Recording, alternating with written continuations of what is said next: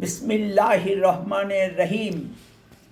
প্রিয় দেশবাসী, আসসালামু আলাইকুম। আমি সামিউল প্রধান, প্রজাতন্ত্রের একজন জ্যেষ্ঠ নাগরিক হিসাবে বলছি। দিনের আলোর সর্বোচ্চ ব্যবহার করতে হবে। বিশ্বের অনেক দেশে গ্রীষ্মকালীন অফিস সময়সূচি ও শীতকালীন অফিস সময়সূচি আছে। 80-র দশকের প্রায় শেষ ভাগ পর্যন্ত ঢাকা শহরের অফিস সময়সূচি ছিল সকাল 7:30টা থেকে 2টা পর্যন্ত।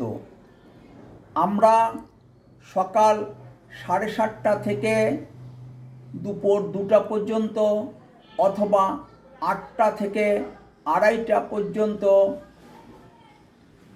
গ্রীষ্মকালীন অফিস সময়সূচি হিসাবে গ্রহণ করতে পারি। সকাল 9টা থেকে বিকাল 4টা পর্যন্ত শীতকালীন অফিস সময়সূচি হিসাবে গ্রহণ করতে পারি। ঢাকা ও বিভাগীয় শহরগুলোতে শিক্ষা প্রতিষ্ঠানগুলো অনলাইন ও অফলাইনে চলতে পারে। আর গ্রামে এখন যে সময়সূচি আছে সেই সময়সূচি অনুযায়ী শিক্ষা প্রতিষ্ঠানগুলো যথারীতি চলতে পারে।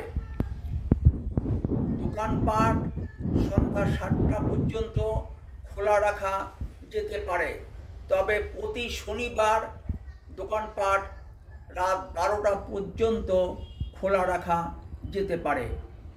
ভালো থাকবেন।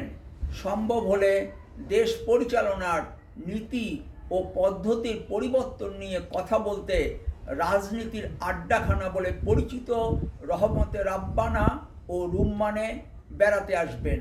ফিয়ামানিল্লাহ। আল্লাহ হাফেজ। বাংলাদেশ জিন্দাবাদ।